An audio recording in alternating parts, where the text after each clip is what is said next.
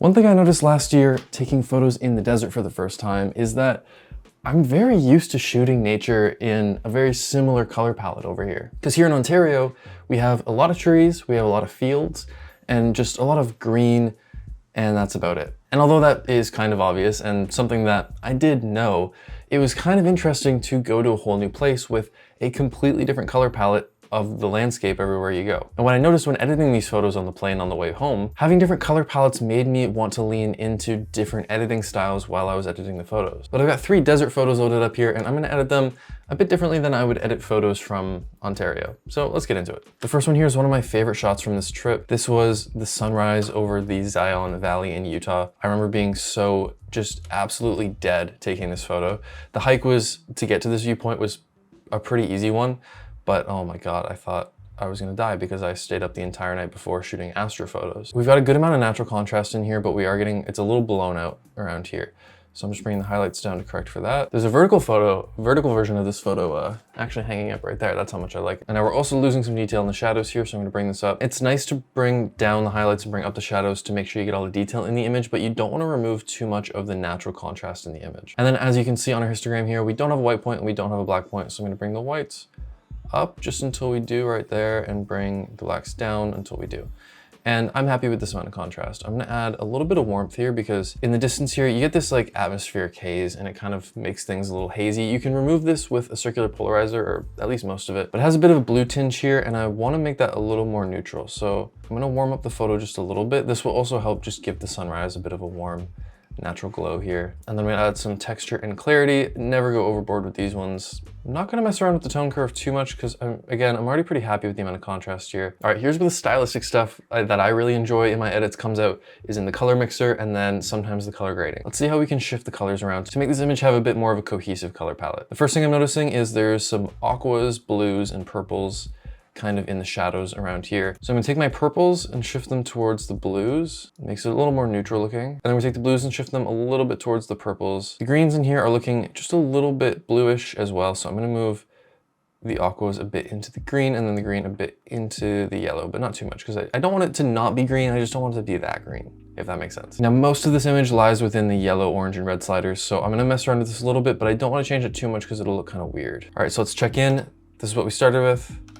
And this is where we're at. So it's a pretty subtle edit so far. All right, color grading. Now we have a really nice green and orangish red kind of contrasting color palette here already. So I'm gonna lean into that a little bit. I'm gonna try adding some bluish greens into the shadows and just seeing what that looks like. This is actually not how I edited the original edit for this photo. So I'm trying something new here. I don't know if it's gonna work. I kind of like that. And then a bit of a orangish color into the midtones here. This green and red sort of color contrast isn't something I would probably normally go for if I was editing an Ontario greenery photo, but I think it really works in this case. Sharpening, I'm not really gonna touch it. I'm just gonna hold Alt so I can see the masking and just mask it off so I'm not masking any noise there. That's it for global adjustments. Now, if you saw the last video that I did like this, you know I love my radial gradient. I'm gonna add some in the valley here to just kind of create some contrast. So I basically just use these to kind of dodge and burn parts of the image. It's a good way to add some contrast in a bit more of a dynamic way. Okay, I've just added 6 different little masks here. This is without the masks, and that's with.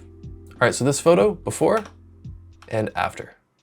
All right, next one. This is a really cool shot that Anthony got of me. First, I'm just gonna center myself in the frame. I think this just looks really cool because it kind of looks otherworldly. Like it looks like I'm walking on Mars or something like that. We dealt with a lot of just completely clear skies, like not really anything interesting to look at in the skies. But for this particular image, I think it kind of makes it a little more interesting because it just feels like you have no idea where I am in this photo. And I kind of like that about it. So same kind of thing, we're gonna warm it up just a little bit, bring shadows up so I keep some details in the backpack here, add whites and blacks. All right, now there's basically already only 2 colors in this image. We have bluey, purpley blue, and this orange color. So I'm gonna make the orange a little more orange, into the reds a little bit. Same with the yellows, kind of just make it a little more uniform. I don't wanna just strip all the interesting stuff there.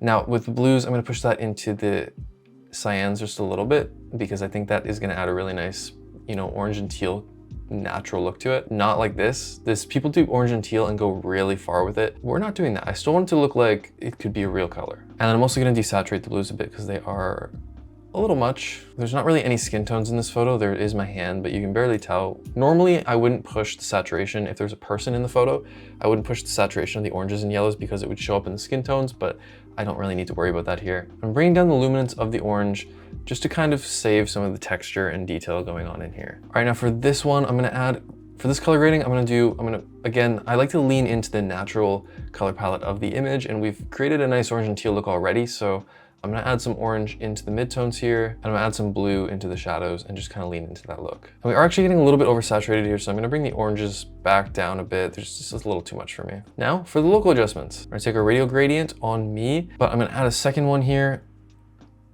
a bit bigger, and just ever so slightly increase the exposure. It's kind of like a reverse vignette, and I just use this to draw your eye into the center of the photo. And to make the sky ever so slightly more interesting, I'm gonna add this gradient like this and just darken it down a bit. Again, just kind of pulling focus into the middle of the image. Okay, here's what we started with, and here's what we ended up with. I actually really like this edit. This is the first time I'm going through these photos since I originally edited them like 8 months ago. So I'm actually kind of liking this more than what I did originally. All right, our last photo here is a tricky one because this is the Grand Canyon. I talked about this before, but it's kind of hard to photograph because you just can't really realize the scale of it in a photo. And what I mean by this is it's just so massive. Let me bring up the exposure because this is too dark. For example, if I zoomed into this cliff edge down here, like if I was standing on this cliff edge and I put my mouse over top, you wouldn't see me. Like I would be just a little speck on the screen. If you were standing on this cliff edge, you would feel impossibly high up from the ground down here. And yet there's another cliff on top of that and another cliff on top of that. And all of that is still way below where the viewpoint is. My point being, the Grand Canyon is called that for a reason. It is massive. And part of what makes you able to tell the scale of a photo is having something in there for perspective, like a person. But there's nothing you could, even if you could physically like walk down here and stand on this ledge, like you would just be a teeny tiny little speck. It wouldn't even add to the photo because you wouldn't even be able to tell someone was there. The other tricky part about this photo is it is midday.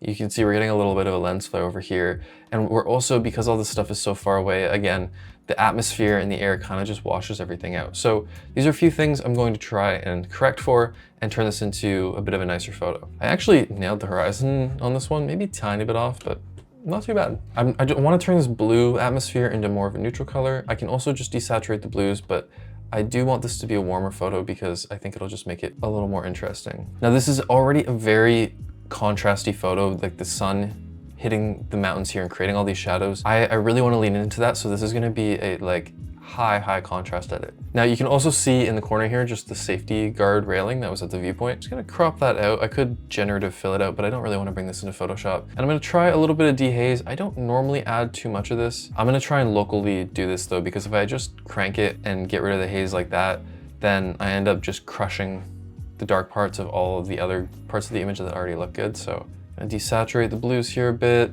I don't really want them in the image. Another way to help us remove some haze here is we can lower the luminance value of the blue. Since there's nothing else blue in this image, it's basically just gonna help get rid of the contrast out there. We're kind of wrecking the sky though, so I'm gonna have to come back and do some local adjustments to the sky, I think. For our color palette, again, I think I'm gonna lean into like an orangish red here in the midtones, kind of like that first photo, and then some greens in the shadows. Okay, now for some local adjustments. Actually, first, I'm going to clone stamp out this little lens flare thingy. I just don't like this. And now I'm gonna brush in all of these low contrast areas, kind of like this. It's kind of like levels going out, and each level has a lower amount of contrast. So I'm gonna kind of adjust each of them independently so I don't wreck the contrast of the level in front. It's good to use a bit of a harder edge on things like this so you don't create this masked look, because it's very easy to make it just look like you've added a mask if you don't brush it in properly. I'm not really one for like really detailed masks on photos,